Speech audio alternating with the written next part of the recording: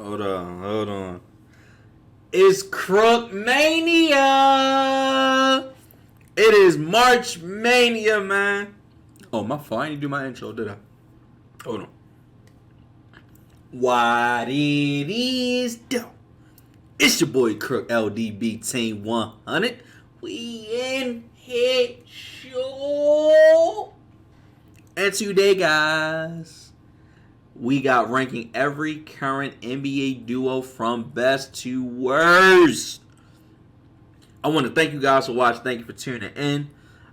Again, as I said in the beginning of the video, it is March Mania. You guys are going to be getting daily uploads every single day, as well as daily streams every single day. So we definitely going to put this work in. I want to thank you guys for showing support. If you want to show more support, be sure to hit that subscribe button down below, man. Also, the link is in the description for my Twitch. Make sure you give me a follow on that.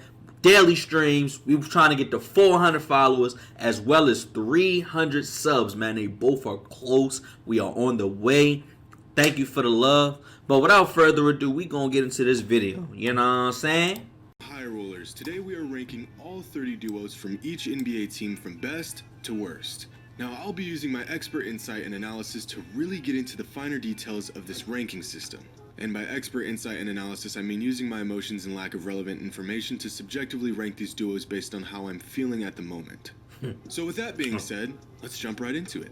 First up, we have the Nuggets with Jamal Murray and Nikola Jokic. If you told me a year ago that Jamal Murray and Nikola Jokic would be a top 5 duo in the NBA by 2021, I would have probably laughed at you because you're a Nuggets fan.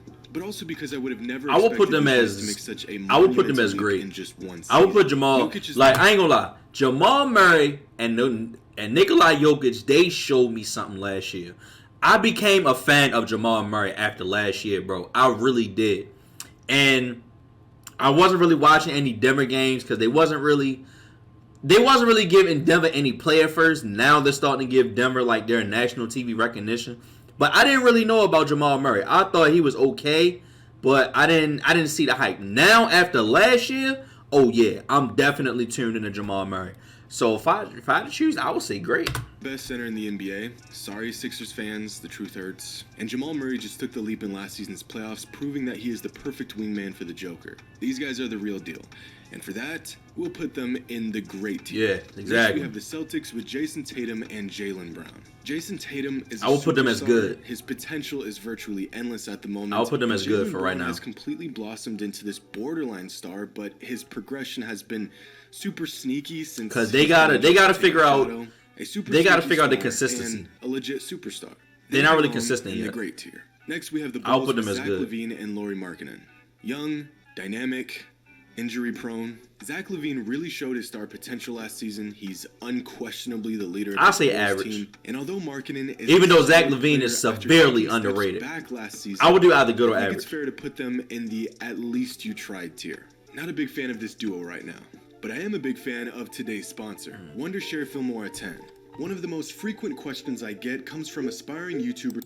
Most skilled duo in the NBA. They are the best duo in the NBA. There's no question that they are the most KD and Kyrie goated. You gotta put them in goated. We have yet to see if their individual dominance can translate to a cohesive 1-2 punch. So I'm a bit indifferent about them at the moment. Why do I get this feeling that the Nets will either make the finals or they'll implode halfway through the season and decay into a toxic mess? Like literally no in between. Those are the only two possible outcomes. I know we haven't seen them play together yet, but anything less than great would be tragic. I ain't gonna lie. Judging it right now, they're goated, bro. John Collins. So with the Hawks, you could easily pair Gallinari with Trey as the best duo, but since they haven't actually played with each other yet, I chose John Collins. I think this duo is really going to surprise some people this year. Last season, they only played about half the season together, so of course their record doesn't actually reflect their ability to play together, but both of these dudes are young and have a game suited for where the league is heading. So for now, they're average. Yeah. Next, we have the Hornets with Devontae Graham and Gordon Hayward. I was tempted to put them at least you tried. Charlotte's duo, but at least you tried. I would put them in. Unbelievably disrespectful. I'm going to hold off on that. Both Devontae Graham and Terry Rozier were the only silver lining in an underwhelming Hornets team last season, but now that we'll hopefully see a healthy Gordon Hayward with the team, I don't think it's a stretch to say that he'll step in as one of the best players on the team. Oddly enough, even this is probably the best duo Charlotte's had in years, and somehow it still falls short of average. That sounds really messed up. I mean, no harm, it's just my take on the situation. They've got a case of the at least you tried. Yeah. Next, we have the Cavaliers with Colin Sexton and Andre Drummond. Not much to say here. Sexton is another up-and-coming player that has shown promise, but unfortunately, he plays for the Cavaliers. I will put them under at least you tried. Yeah. And Drummond, well, there's just something about Drummond that just doesn't get it done for me. I don't know why. Dude puts up awesome numbers year after year, but it never seems to translate to any success for his team. So, unfortunately, they will fall in the disappointed face using a colon and a / tier. And the reason why is because the way Andre Drummond plays, you don't need it.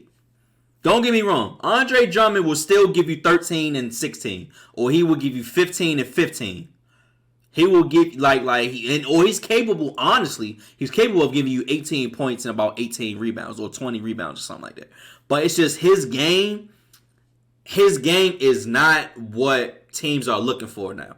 His game is kind of outdated. Same thing as Blake Griffin. The way Blake Griffin used to play, it was amazing back in the day. He was just high flyer. He jumped over cars. Like, he used to dunk all the time.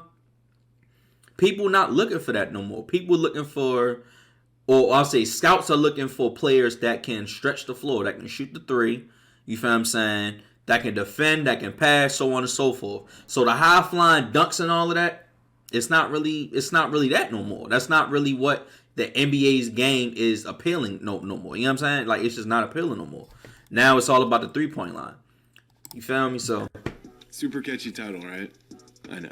Next, we have the Mavericks with Luka Doncic and Kristaps I say Porzingis. great. In the latest edition of Mark Cuban's fetish for foreign players, Luka and Porzingis, the dynamic duo of the future, it's kind of looking that way.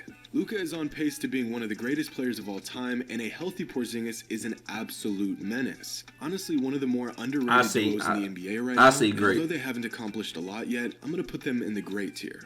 Next, we have the Pistons with Blake Griffin and LiAngelo Ball. Could you imagine? Now, keep in mind, this video is kind of like a couple months old. So, if you're seeing LiAngelo Ball, we know LiAngelo Ball isn't with the Pistons no more. So, yeah. No. Blake Griffin and Derrick Rose. The tale of two ungodly athletic players from the last last decade. Oh, he was trolling. Oh, all right. Adjusted their game Blake Griffin and Dylan Rose. I would go either at least you tried or one below it. Title. But it's not 2012. And as much as I'm rooting for these two, there's just too much young talent in the league right now for them to really make a meaningful impact. But at least they tried. Next, we've got the Warriors with Stephen Curry and Andrew Wiggins. I really wanted to add Kelly Oubre with Steph. I really feel like he's going to make the leap this season, but I just put Andrew Wiggins. I don't know. He's there. What are you going to do about it? So if Steph Curry is, well, Steph Curry, then Andrew Wiggins is the anti-Steph Curry. I'd like to explain why that is, but in an effort to not waste time, I'll just let you ponder over that contrast. Curry is still the best point guard in the NBA, and Andrew Wiggins could possibly complement his game with his ability to create his own shot and space the floor. I also can't imagine Curry not elevating Wiggins' game as well, so they land in the good tier. Next, we've got the Rockets with James Harden and John Wall.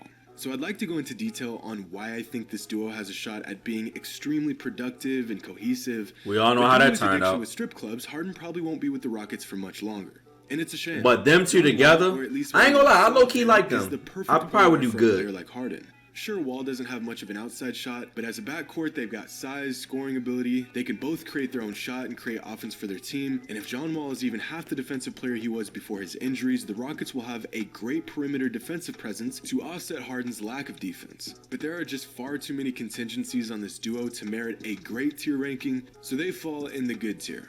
Next, we've got the Pacers with Domantas Sabonis and TJ Warren. This is another one of those duos where I wasn't really sure who to put. Sabonis is definitely the best player on the Pacers, but you could either add TJ Warren, a healthy Victor Oladipo, or Malcolm Brogdon as the second of the pair. But for now, I put TJ Warren. Domantas Sabonis might just be the most underrated player in the entire league right now. He's an absolute unit down low. I know the Pacers don't get a lot of national. I gotta look more into games, Sabonis. but I haven't really been up on him. Watch this man Sabonis ball. One of the last true big men in the NBA. Yeah, I definitely gotta check him out. Prime Michael Jordan. I gotta see how he's an all-star. This duo really has an opportunity to capitalize in the East. But we'll have to see how things unfold for this duo, and in the meantime, they warrant an average tier rating. Next, we have the Clippers with Kawhi Leonard and Paul George. So after their lackluster play in the playoffs last season, I really don't know where to rank Kawhi and PG. On paper, this duo honestly looks like the perfect 1-2 punch. But here in reality, they got drop-kicked out of the playoffs by a younger, more versatile duo in Denver. I'm not sure if this duo's performance in the playoffs was just a fluke, probably great. But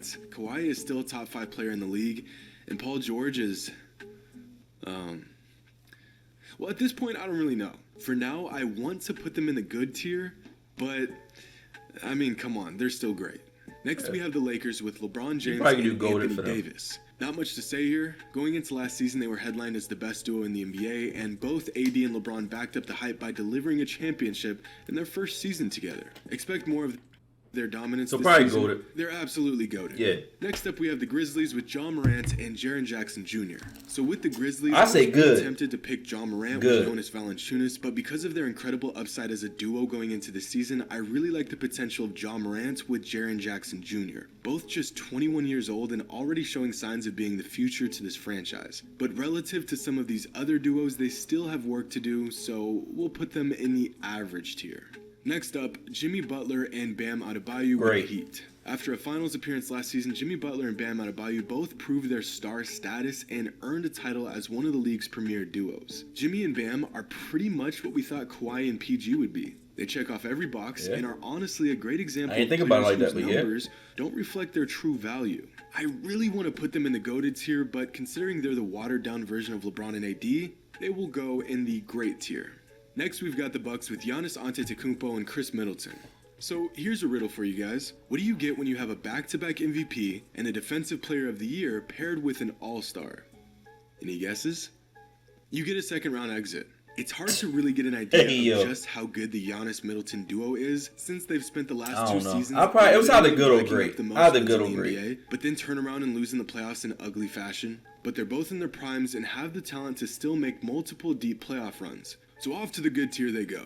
Next, we have the Timberwolves with Karl Anthony Towns and D'Angelo Russell. Now that D'Angelo Russell is playing in Minnesota, where great players go to watch their careers dwindle away, I'm excited, but also completely unsure of how he'll pair up with Karl Anthony Towns. Sure, their production will be through the roof, and in terms of talent, this duo ranks among the very best. But if last season showed us anything, it's that talent alone doesn't win games. Or at least games that matter. Talented, but as a duo, average. Next, we've got the Pelicans with Brandon Ingram and Zion I would say Williamson. good. Leading the Pelicans, the Brandon Ingram-Zion Williamson duo will more than likely surprise a lot of fans on how good they'll be this season. If Zion can stay healthy, and with the way Brandon Ingram is taking leaps and bounds to star-level ability, this duo isn't up to par with the best in the NBA, but in terms of young duos, they're one of the best pairs in the league. I probably would say good. Now we just have to see them on the court simultaneously for more than like 15 minutes at a time. Average. Okay. Yeah. Just gonna... yeah. Next, we've got the... Yo, you can't lie. This year, you probably would put them at either good or average, bro. The Knicks are balling right now. I ain't gonna lie. Even though we kind of celebrating that they're mediocre and that they're 500, they're a step in the right direction, bro. So we ain't going to... Remember, this is 2 months old. So we ain't going to play with the Knicks like that. They're actually doing better, bro. They're doing better. They're doing way better than what we thought Zion and Brandon Ingram would do. You feel what I'm saying? Nobody's seen this coming, so we can't disrespect Randall and R.J. Barrett like that. Thunder with Shai Gilgeous-Alexander and Al Horford. So due to Sam Presti trading everything the Thunder had going for them in exchange for 32,000 draft picks, I honestly don't even know who the duo in OKC is. Obviously Shai, who will probably end up snagging most improved player next season since he'll have to carry this team if they want to find any success, but I guess you could say SGA and Al Horford is their best duo, in which case this duo is underwhelming. And let's all just pray that those picks materialize into actual players that will lead this franchise into the next chapter. But hey, at least they tried. Yeah. Next, the Magic with Nikola Vucevic and Evan Fournier. So I've always believed that just like a lot of things in life, the NBA is a story of the haves and the have-nots. I'm sure you can all assume which category the Magic fall into. Which is crazy considering they just made the playoffs last season. But for most of the mid-level and even low-level teams in the NBA, there's some sort of movement going on, whether it's rebuilding or new hirings, anything that just shows growth. In the Magic's case, I don't know if they're growing right now. And although I think Vucevic and Fournier are good players, I'm not sure if I could conjure up The Magic is like stuck in the middle, bro. It's like they're not bad. The Magic isn't bad, but they're not very good. So like they're like stuck in the middle, which is kind of like one of the worst places that you want to be right now. It's kind of stuck in the middle. Same thing as San Antonio. San Antonio don't suck, but they're not great as they once were. Like it's very hard to get out of the middle. You know what I'm saying? Like it's very hard. Team to the playoffs, I will grant them an average tier ranking. Next, the 76ers. Joel Embiid and Ben Simmons. Great. The duo you could have sworn would have accomplished something by now, but hasn't. That's Two top 20 players in the NBA who at any moment can look like the second coming of Shaq and Penny, or just two talented players that just can't seem to put it all together. When they're both healthy, which is already a stretch of a statement, Simmons and Embiid are lethal. So I'm reluctant to do it, but they're great. Next, we have the Suns with Devin Booker and Chris Paul. I'm tempted to put DeAndre Ayton with Booker as the duo in Phoenix, but with the arrival of Chris Paul, I'm going to take a wild guess and say the majority of the Suns' production will come from these two creating on offense, and with Booker only getting better and CP3 discovering the fountain of youth, these two are going to mix things up in the West. Chris is the perfect player to complement Booker's game, so this duo could be a great example of the whole being greater than the sum of the parts, but until we see their chemistry on display, they fall into the good tier. Next, which right now they are great. Right now, Chris Paul and Devin Booker are great right now. You know what I'm saying? The Trailblazers with Damian Lillard and CJ McCollum. I'm going to be honest, brothers. How many times are we going to see this duo coming into the season before we realize this just ain't it? If Booker and CP3 are an example of the whole being greater than the sum, then Lillard and McCollum are on the opposite end of the spectrum. Dame has been a superstar for about a half a decade now, and CJ is one of the best scoring weapons in the NBA, and yet when you really boil it down, in big playoff moments, it just becomes the Lillard show, which might be the most entertaining show in all of basketball. But their team's success falls solely on Dame, so where would you put which them makes you reconsider CJ's impact when it matters most. This tandem is good. Next, we have the Kings with De'Aaron Fox and Buddy Hield. Good, not great. Solid, average, but nothing to really get you excited. Unless you're a Kings fan, in which case I offer you my condolences. Fox may just make the leap this season, and Buddy has really progressed over the last couple years, but when a duo like Lillard and McCollum is only good for the 8th seed in the playoffs, you have to be realistic about the ceiling of this backcourt duo. So we'll put Fox and old Buddy in the average tier. Next, we've got the Spurs with DeMar DeRozan and LaMarcus Aldridge. Average. The Spurs, unquestionably the most boring organization in the NBA since Tim Duncan retired and Kawhi did the dash on him. With their best duo made up of DeRozan and Aldridge, I can't help but to see the resemblance these two share with the franchise over the last few years. Good, productive, solid. That's it. That's it. That's the extent of my evaluation. Honestly. Average. Next, the Raptors with Pascal Siakam and Kyle Lowry. Siakam and Lowry were tested last season as they tried to fill the Kawhi Leonard-sized role in Toronto, and although they were unsuccessful, I'm glad to see. It just depends on how far Pascal Siakam can upgrade his game. Siakam will hopefully learn from his experience as the guy on a championship contending team. Siakam and Lowry are a good duo with a pair of rings. Next, we have the Jazz with Donovan Mitchell and Rudy Gobert. Right now, they would be great. The Jazz. Playoffs in heart-wrenching fashion. Last season, Donovan Mitchell proved to be one of the league's most elite offensive players, and he played huge in huge moments. Combine that with Rudy Gobert's game, which is centered around being one of the league's most elite defensive players, and the duo in Salt Lake City is one of the best in the NBA. So good for them. Literally. And last but not least, we got the boys out in DC. Russell Westbrook and Bradley Beal, one of the most talented duos in the NBA.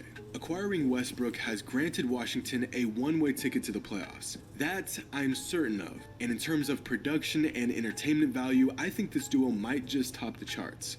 Now, I could be wrong, but can someone explain to me how if the Westbrook-Harden experiment didn't work, why anyone would think the Westbrook-Beal experiment would? As unbelievably electric as this duo will be, it's a shame they'll get bounced in the second round of the playoffs this season. Just good enough to be good enough. So there you have it. All 30 NBA duos from each team and how they stack up according to me. But that wraps up this video. Make sure to leave a comment and let... Alright guys, that is the end of the video. One thing I want you to do is comment down below. Is there any of them that you agree with? Is there something that you didn't agree with? Because this is 2 months out. Mind you, this video came out 2 months ago. So now, a lot of these are still accurate. Because when I was answering them as well in my opinions, they were some of they were kind of what they are today. I don't really disagree with any of them like that. They're about the same. I mean, yeah. I probably will put Chris Paul and Booker to great. As of right now, Donovan Mitchell and Rudy Gobert can be great. You feel me? Me personally, I would do... Well, in this case, honestly, you probably could sub out Kyrie with James Harden. Or Kyrie with James Harden, that'd be KD or Harden. Or either way, it don't matter. But I think that would be goated, in my opinion. But other than that, all of them, everything seems pretty fair. But that is the end of the video. I love you guys. Show some support. Give the video a thumbs up. Let me know what you guys think, man. And I'm out.